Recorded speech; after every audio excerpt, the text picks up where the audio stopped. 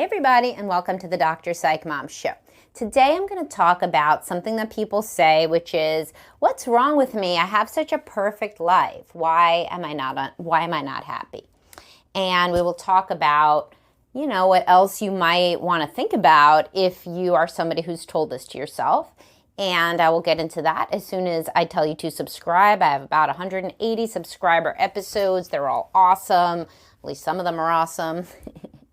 And for $8.99 a month, you get a huge repository of content. I mean, what's 180 times 15? I don't know, but maybe you do. So that's how many minutes you would get. All right, so a lot of times, and this happened in my secret group, somebody was like, have a perfect life, a perfect family, like kind of, why do I not feel happy? And people who do this, who say this, tend to have very low self-compassion, which is, of course, something that I just talked about on my podcast. You should listen to that one. And also, they are people who kind of, were sold a bill of goods in a sense. So, well, first of all, let me just say, you may be depressed. If you're depressed, it doesn't matter. I mean, look at Robin Williams, look at a million other famous people who suffer from major depression and or suicide, right? And they were rich and famous. And so that just proves that depression can strike anybody, anytime, doesn't matter what your life looks like. Do not invalidate yourself in that way by saying why would you have, depression if your life is good? Because depression is an illness. It's like saying, why would you have diabetes if your life is good? So that's just an aside. And that aside, honestly, might be very useful for many people. It's the winter now, or it's not the winter, but it's going to be the winter soon. And there's a huge seasonal aspect to depression, particularly for women. And as the days get shorter and it gets colder and you're outside less, a lot of people get depressed. So if you think you struggle with depression, go through all my stuff on depression, talk to your provider about if you have depression. Okay, so that's the PSA on that. But moving forward, there's plenty of people who are not diagnosed with depression, but they just feel like unhappy with their lives. Number one reason that people feel unhappy with their lives is because they were sold a bill of goods that they are supposed to be working for luxuries. And this is huge. And obviously, I've recommended the book Die with Zero, and I talk a lot about the meaning of life and career and midlife crisis. And this is a big one, and I have a post, are you overworking for financial goals that are no longer meaningful to you? And this is a really, really big one when people find themselves burned out and, basically unhappy with the structure of their lives. They say, but I have a beautiful house and the kids can do a million activities and we travel on vacation and I can buy anything I want and I have this and that and the car and the house and the pool and maybe even the second house. I mean, but I'm like busting my ass at a job that I don't like for that.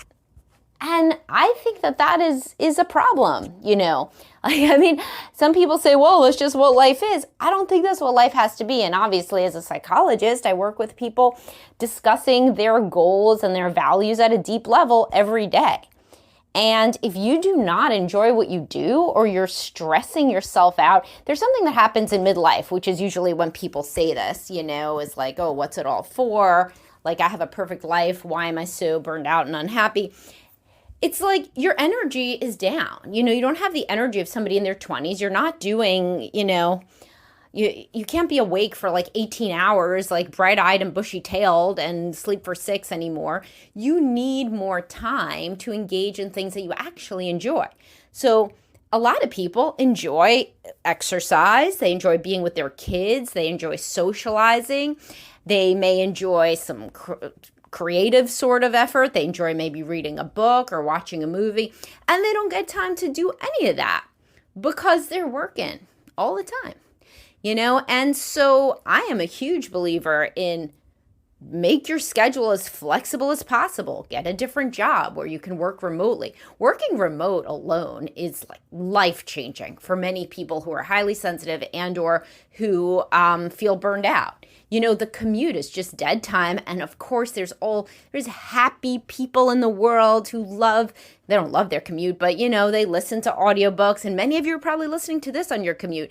And that's awesome. And I'm not talking to you people because you are making it work, man. You are truly just probably genetically happy people. Like, let's be real, with a lot of energy and a lot of drive. But the people that get burned out more easily are not. They're more sensitive people. They're more introverted people, and they have more finite energy. And when you realize that you kind of have 12, maybe less good hours in the day, like maybe even for a lot of women going through perimenopause, you're good in the morning. Then by the afternoon, you're real tired, and that just is what it is. And it's going to be how it is. And your energy levels have changed. And that's grown up. It's just like when you were in your teens, like my children, like they could be up for 2 days straight. You go to a sleepover, you don't really sleep, and then you got a lot of stuff to do the next day. So you're cool. If I don't sleep for a night, I'm like destroyed. It's just terrible. And that's just an age and stage related change, And so if you realize that you only have X amount of good hours in a day and you're spending them commuting or like doing work you don't want to do to make extra money, I'm not talking about survival. It's like there are huge gradations in what you need versus what you then think you need when you get on the hedonic treadmill. And then having one house isn't enough. You need 2 houses. And having a car that works isn't enough. You need a luxury car. And then having, some part-time sitter isn't enough. We need a live-in nanny. And you can't go camping on vacation. You got to go to Europe on vacation. These are a lot of the people that I see, right? And so you keep on working and working and working. And then there's the golden noose of the job, right? So then it's like, well, I make so much money, I can't quit. But you only get one life. You only get one life. I mean, maybe this works for people who believe in an afterlife or something. But I mean, if you don't, or if you're not sure, this is a bad bet. You have only one life. And this is why I like that book, Die with Zero, so much. Is he talks, and go back to my podcast on that book. I recommend it to everybody now.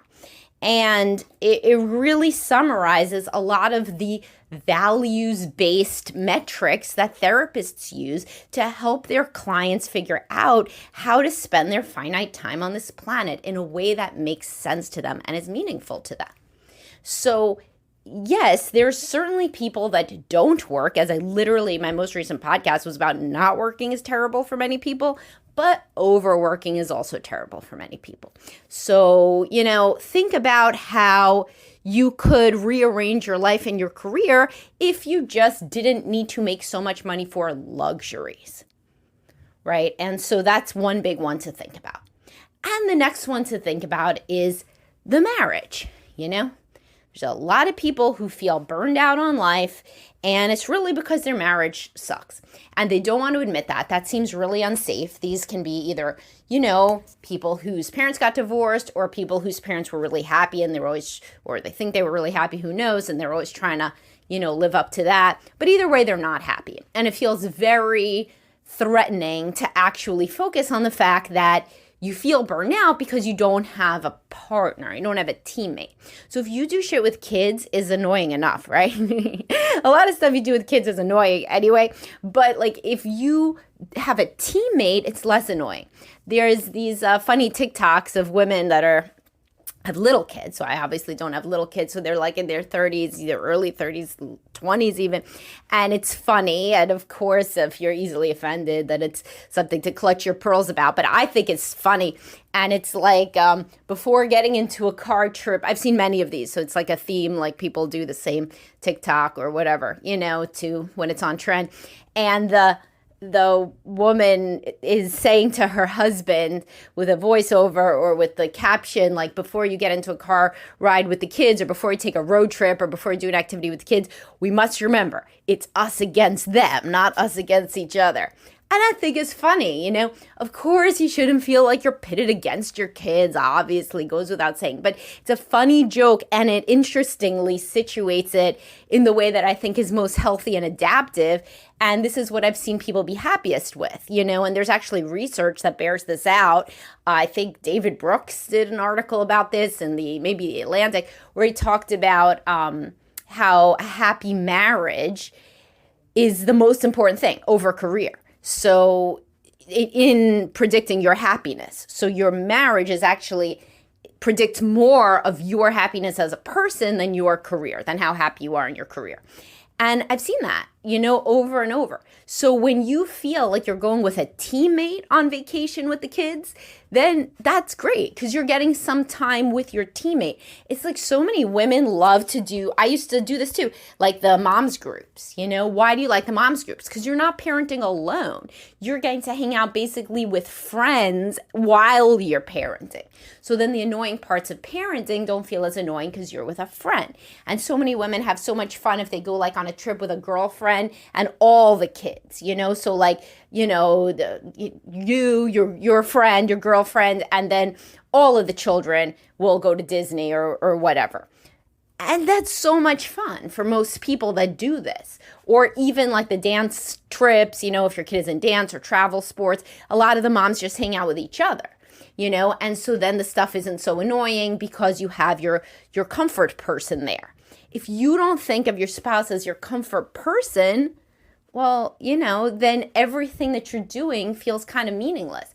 Yes, of course, you want to bond with the children. Of course, you want to do the stuff around the house, but you're basically lonely. You don't have another person there that feels like a best friend and a teammate. And if you find it very dangerous to think, because you could also say, my marriage is perfect. It's perfect. We never fight. I hear this. We never fight. And then if I ask about how often you actually enjoy hanging out together, they're like, oh, it's fine. It's good. We hang out like a lot with the kids and, and these people may even have sex like once a week. Good, right? So that's checked off, but they don't connect like in any sort of a way. All of the texts are about logistics. There's not a lot of, affection per se. It's just really disconnection. And that disconnection feels too threatening to discuss out loud. So instead you just say, oh, I'm not happy with my life in general. But it may not be that. So these two major things are the ones that I've most commonly seen as an issue. The first one is that you're hooked into a job that you at some point realize that you're just exchanging time for money and you only have finite time. And this realization of finite time happens in midlife, and so you're literally like, I am going to do this hour of work and I don't have one more hour of my life that I could be doing something I enjoy or spending with my children or whatever. I am doing that for X amount of money. And it starts to be like the Twilight Zone. Like, well, how much money then would be enough? How much would I want to work to get X thing? Is X thing really worth it? And this is when parents get so crazy about the kids being ungrateful because like if the kids don't enjoy what you're buying with your blood, sweat, and tears of hating what you do, then you're really mad. And it's not the kid's fault. They don't consider that your life is a huge sacrifice, right? Because in the cases that I'm talking about, you're making a lot of money. So it's not like every kid kind of knows your parent works at something that's very like physically demanding and low wage, then they're doing that for you, for sure, to give you a better life. But if you're just making like lots of money and then you get luxuries upon luxuries, why would they appreciate one luxury above another luxury? This is just their default. That is just like expecting a fish to be grateful for the water that they're swimming in. And then the other one is that the marriage has not really been looked at and the marriage is not a source of closeness. And other things, honestly, people are easier to talk about. Like if they say, oh, like my health isn't good, then people will talk openly about that. Or parenting is a challenge. People increasingly talk more about that, but the marriage and the career at a level that you feel like everything got away from you, the horse is out of the barn, and what you're paying now is not to stay alive, not for a minimum, not for a baseline, but for over the top stuff that you are increasingly unsure, is it worth it? Those seem to be the two elephants in the room when people say this. So you should have self-compassion if you say this and try to interrogate. Obviously, therapy is a great place to interrogate why. Why do you feel dissatisfied? And therefore opening up what could you do about it? What other changes? What changes and choices can you make in your life? All right, hope you guys enjoyed this, and I will talk to y'all soon. Have a great day.